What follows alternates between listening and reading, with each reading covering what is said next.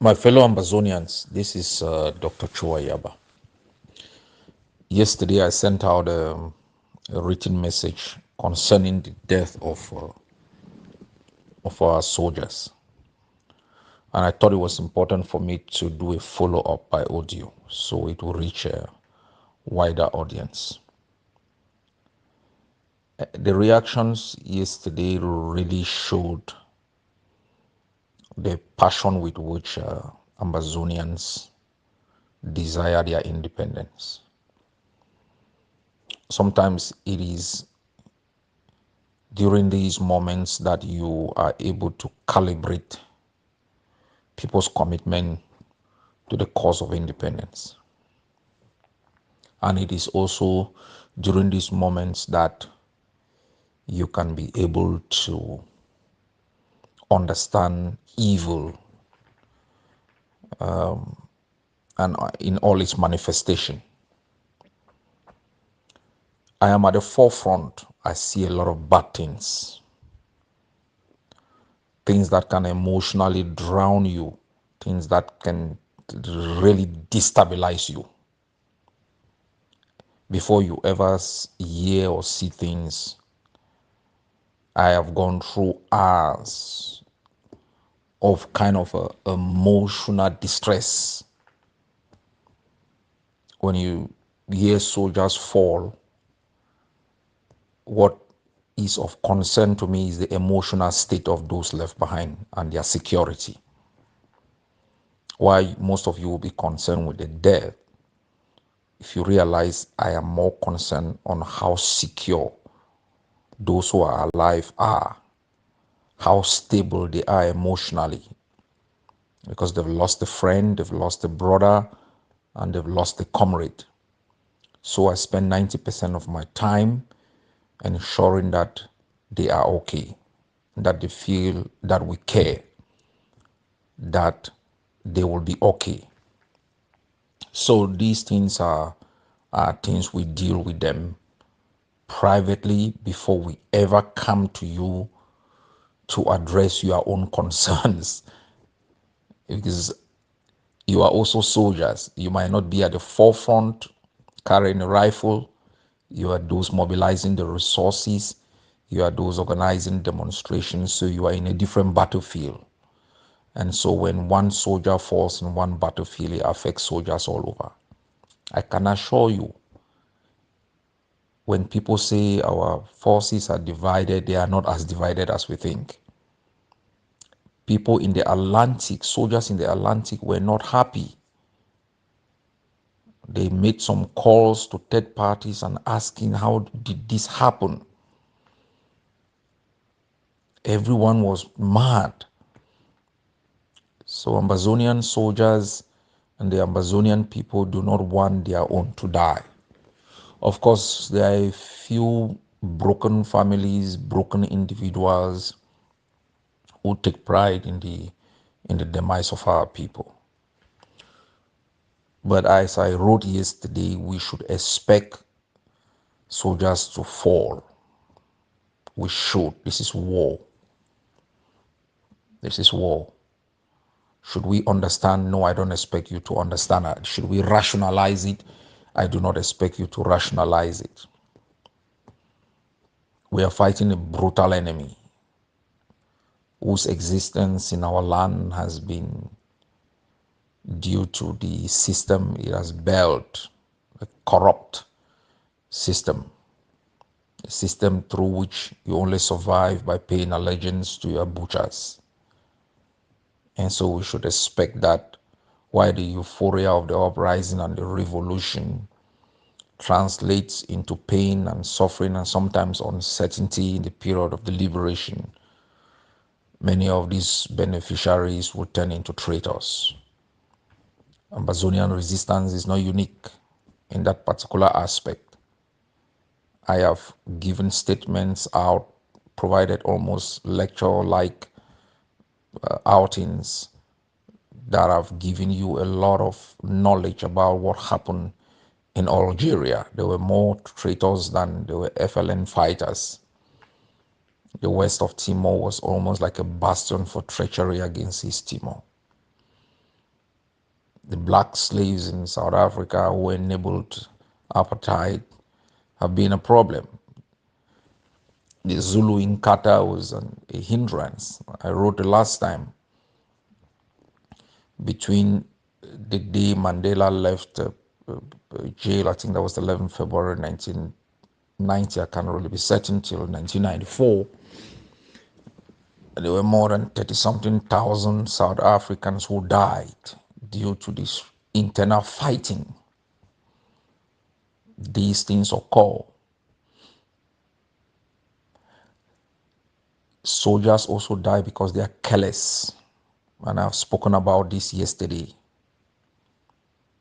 Alaji wouldn't have died if they take simple instructions.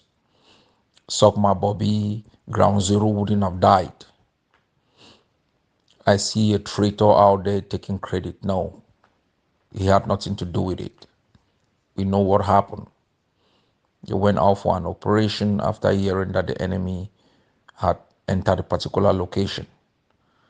And they came back after putting up materials in that particular location.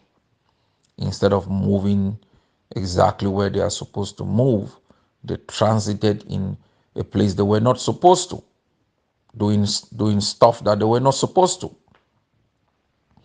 And the enemy benefited from that. I know there are black legs out here who, they use their ties to communities, they whip sentiments. They are irrelevant to a great extent.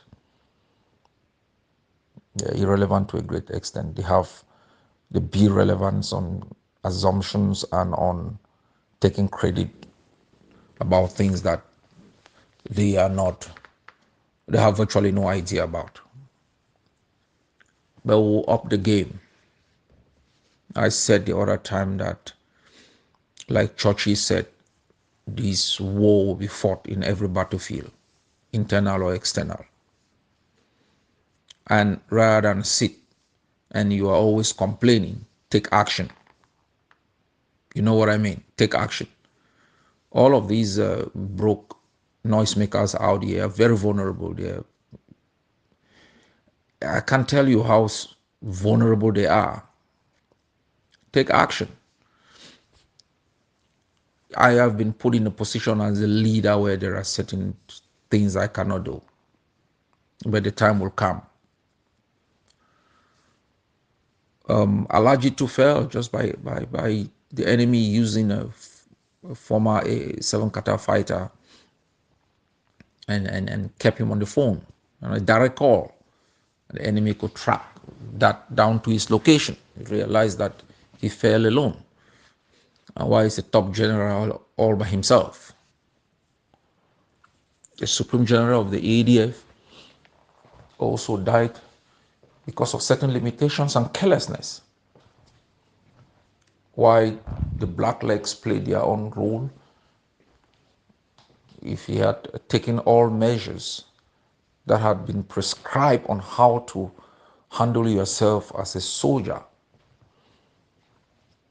he wouldn't have fallen. So if Amazonian soldiers are listening to this audio, your security is the security of the barrack, and it is the security of the Amazonian struggle.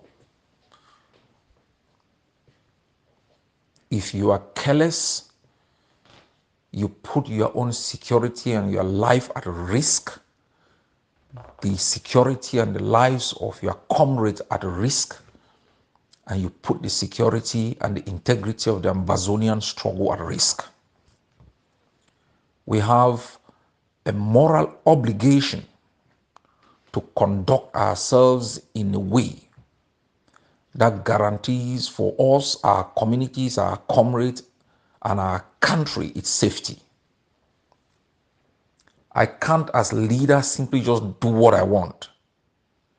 I can't, because it would have a negative impact on the struggle. I can't just say what I want, because it will have a negative impact on the struggle. I have to conduct myself in a way that upholds my own integrity as an individual, the integrity of those who wield the arms on behalf of our people in such a way that if an outsider listens to me, the outsider has respect for the struggle and the Amazonian people. It's a moral obligation, and we should not take it for granted. It's like your local pastor can't simply just do whatever he or she wants, because whatever they do has an impact in the community. What you must also know is that this struggle is one of who controls the narrative.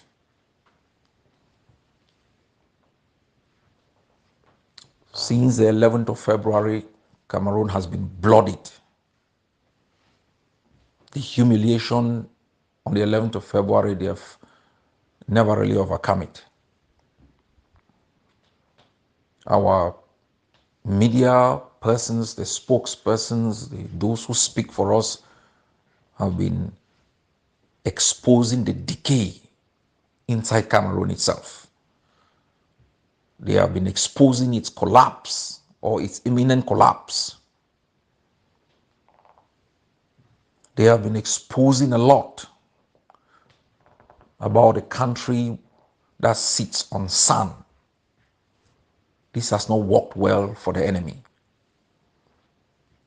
Our forces also on the ground have been doing their utmost best. 7 years into a war, they are still fighting. And it's a war the enemy said they will be dissolved in 2 weeks. So it is a burden on Cameroon. So they always need positive news out there. Most of the blacklegs that were screaming and shouting have vanished. Some have escaped. They are tired. Those who went into DDR and the enemy used the DDR as a propaganda tool. It didn't last either. Every antic that they've invented as a propaganda machinery to undermine the spirit of our resistance has fallen flat on its face because of the fortitude that you've demonstrated. It is fortitude that will take us across the line. It is not your belief in the outcome you seek.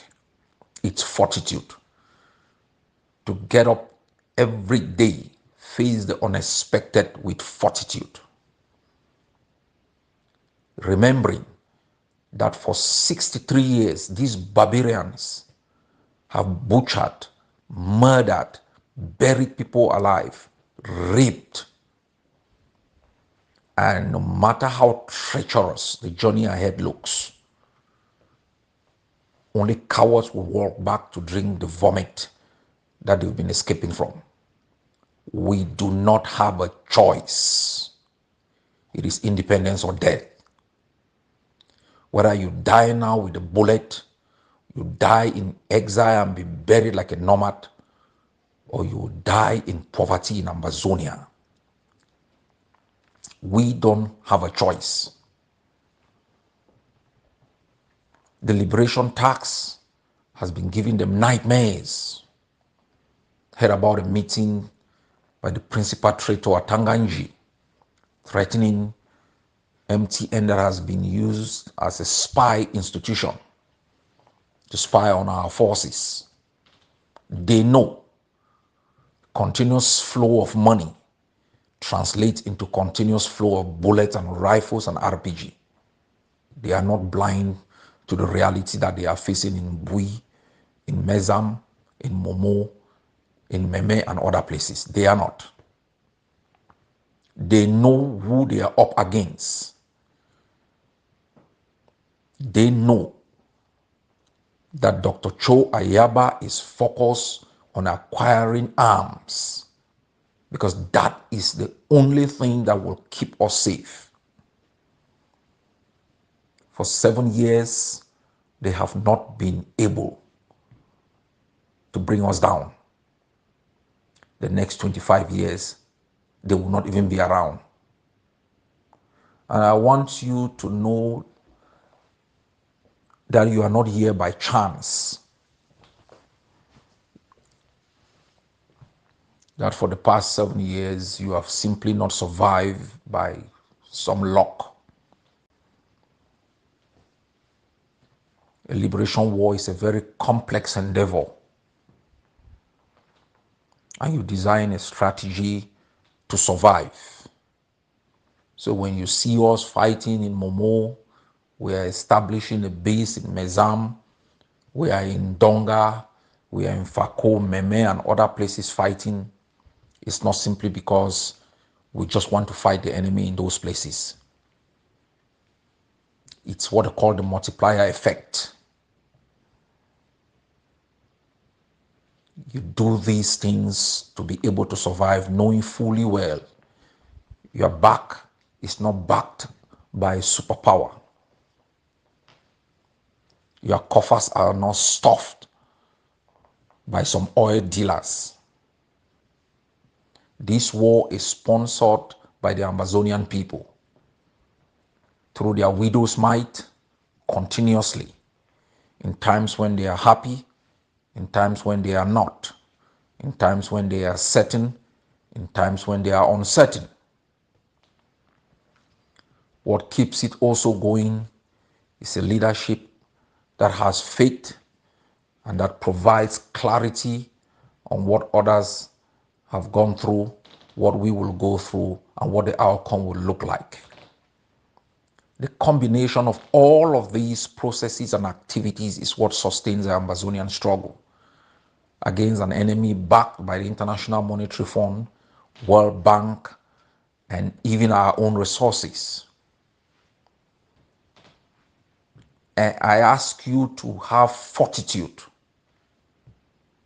Like Colin Powell once said, even when you are cold, don't show you are cold. Even when you are hungry, don't show that you are hungry. You must have fortitude. The Amazonian struggle is a struggle that will define the Gulf of Guinea in the next 100 years. The world will have a choice between anarchy that has been created by the plantations that they have put in place called Cameroon, Nigeria, and all the other countries, or it will have certainty and stability in a new political dispensation that embraces local and international models of politics, economy, and social structures. This is not simply a war of liberation,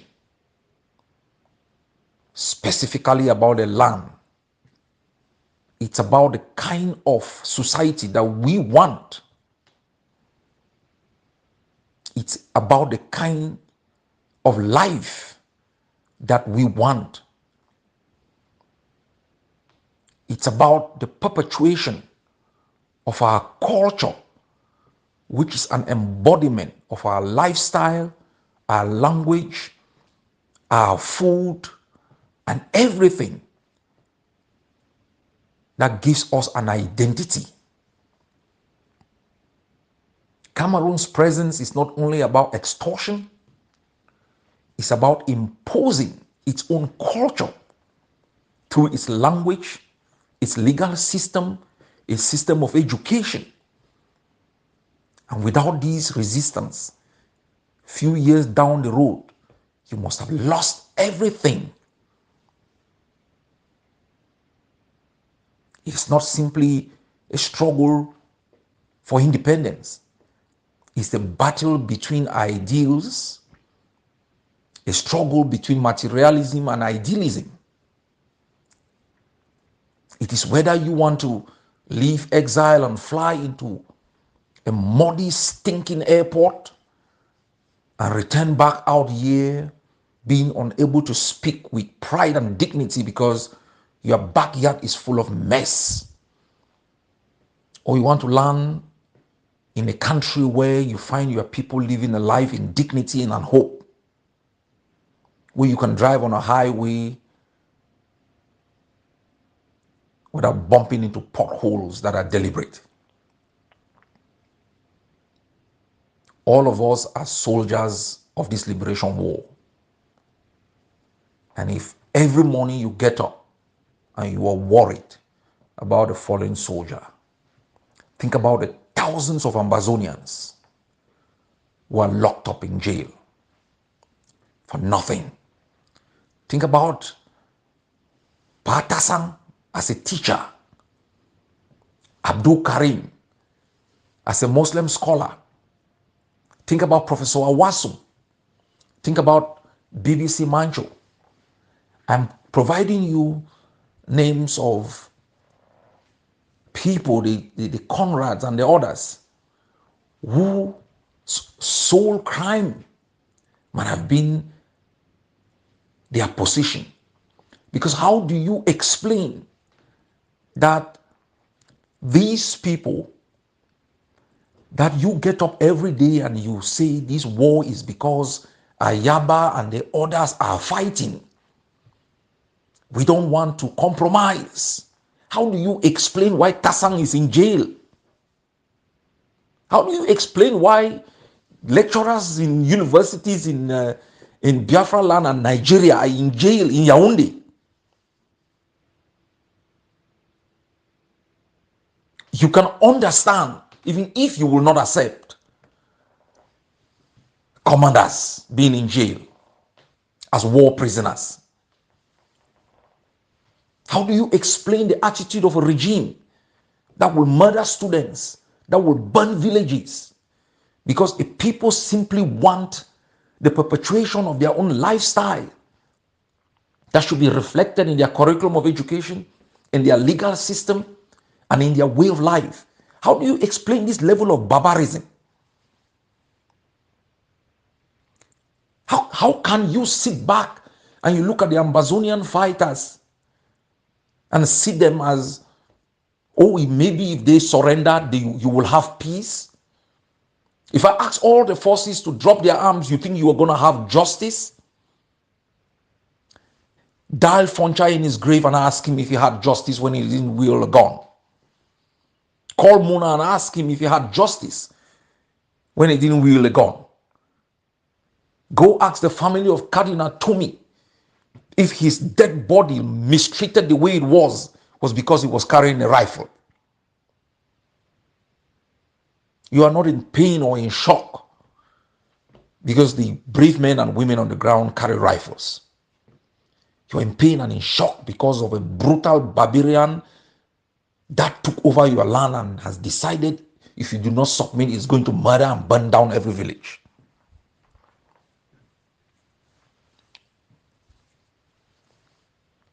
And let facts speak. Our forces are harassed. They are taunted. They are attacked. I want you to tell me in a statistical form, Cameroon has killed more than 35,000 of our people. Ambazonian fighters in the wildest of all, with the exception of Mainu, have not killed 100 people. They have not. For 63 years, these people impose Kale Kale, roadblocks to roadblocks, extortion 500 years. They've taken over our land through DOs issuing land certificates. No one is shouting on a daily basis. You want to attack the integrity of Ambazonian fighters for setting roadblocks to buy bullets.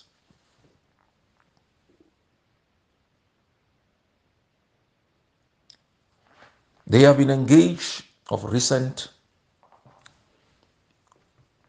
The concentration of attack on the Amazonian Defense Forces and other nationalist forces is because they've seen these nationalist forces as an obstacle to a compromise that will keep Ambazonia under Cameroon. And I have said it, and let me repeat again. Cameroon will not exist without an independent Ambazonia. Let them take note. Cameroon will not exist without an independent Ambazonia. And there will never be any compromise that keeps an inch of Ambazonian territory under Cameroon's rule. So anyone out there having these discussions, meeting A, B, C, and D on a compromise position, know that I am more than the Berlin Wall. These barbarians should leave our land and allow our sons and daughters to have a life in dignity. Our mothers should go to their farms and be able to plow the fields and live with hope. We are not asking for their kidney. We don't owe them child support. And if you get up any day and you feel weary, note that we will be fighting this enemy until they are vanquished completely. Anytime you are on the ground, get up, dust yourself, and sing the anthem. Be inspired by it. There will be no compromise.